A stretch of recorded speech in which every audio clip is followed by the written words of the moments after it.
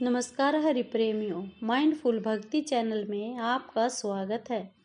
हरि प्रेमियों, कैसे हैं आप? उम्मीद है आप सब अच्छे होंगे। आइए आज का प्रसंग शुरू करते हैं। कार्तिक महात्म्य दूसरा अध्याय। हरि प्रेमियों, वीडियो को अंत तक जरूर देखना।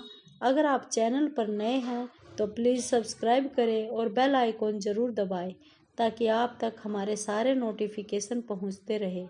हरि प्रेमियों, आइए जानते हैं और सुनते हैं कार्तिक महात्म्य दूसरा अध्याय।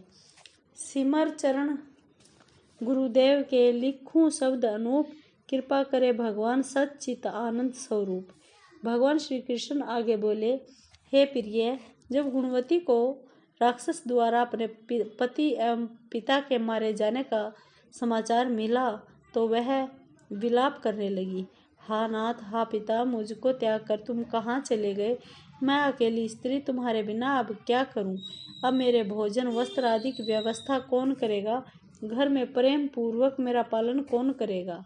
मैं कुछ भी नहीं कर सकती। मुझ विधवा की कौन रक्षा करेगा? मैं कहाँ जाऊं? मेरे पास तो अब कोई ठिकाना भी नहीं रहा। इस प्रकार विलाप करते हुए गुणवती चक्कर खाकर धरती पर बेहोश हो गई। बहुत देर बाद जब उसे होश आया तो वह पहले की भांति करुण विलाप करते हुए शोक सागर में डूब गई। कुछ समय के बाद जब वह संभली तो उसे ध्यान आया कि पिता और पति की मृत्यु के बाद मुझे उनकी क्रिया करनी चाहिए जिससे उनकी गति हो सके।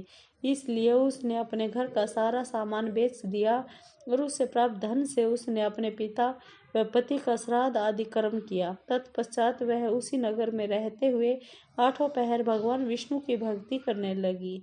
उसने मृत्यु पर्यंत तक नियम पूर्वक सभी एकादशियों का व्रत और कार्तिक महीने में उपवास एवं व्रत किए।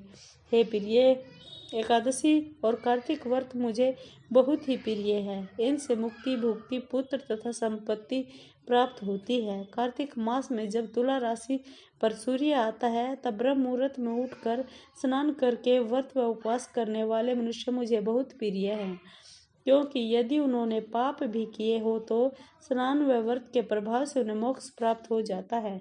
कार्तिक में स्नान, जागरण, दीपदान तथा तुलसी के पौधे की रक्षा करने वाले मनुष्य साक्षात भगवान विष्णु के समान हैं।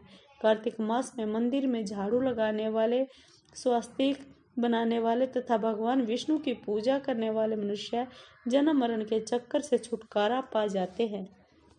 यह सुनकर गुणवती भी प्रति वर्ष श्रद्धा पूर्वक कार्तिक का व्रत और भगवान विष्णु की पूजा करने लगी।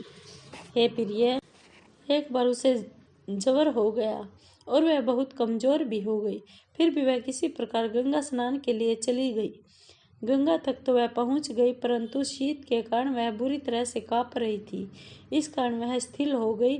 तब मेरे दूत उसे मेरे धाम में ले आए।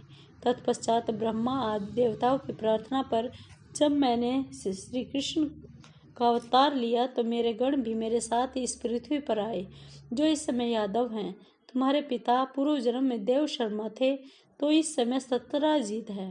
पूर्व जन्म में चंद्र शर्मा जो तुम्हारा पति था वह डाकू है, और हे देवी, तू ही वह गुणवती है। कार्तिक व्रत के प्रभाव के कारण ही तू मेरी अर्धांगिनी हुई है।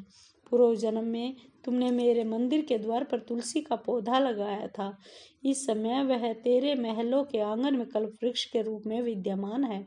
उस जन्म में जो तुमने दीपदान किया था उसी कारण तुम्हारी देह बहुत सुंदर है और तुम्हारे घर में साक्षात लक्ष्मी का वास है। चूंकि तुमने पूर्व जन्म में अपने सभी व्रतों का फल पति स्वरूप विष्णु को अर्पित किया था, उसी के प्रभाव से इस जन्म में तुम मेरी प्रिय पत्नी हुई। पूर्व जन्म में तुमने नियम पूर्वक जो कार्तिक मास का व्रत किया था उसी के कारण मेरा और तुम्हारा कभी वियोग नहीं होगा। इस प्रकार कार्तिक मास में व्रत आदि करने वाले मनुष्य मुझे तुम्हारे समान प्रिय है। दूसरे जप, तप, यज्ञ, दान आदि करने से प्राप्त फल कार्तिक मास में किए गए व्रत के फल से बहुत थोड़ा होता है, अर्थात कार्तिक मास के व्रतों का 16वां भाग भी नहीं होता है।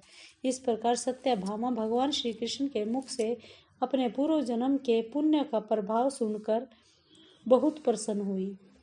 हरि प्रेमियों, आपको ये वीडियो कैसी लगी? अगर आपको वीडियो अच्छी लगी हो तो लाइक कीजिए, शेयर कीजिए और सब्सक्राइब कीजिए। धन्यवाद।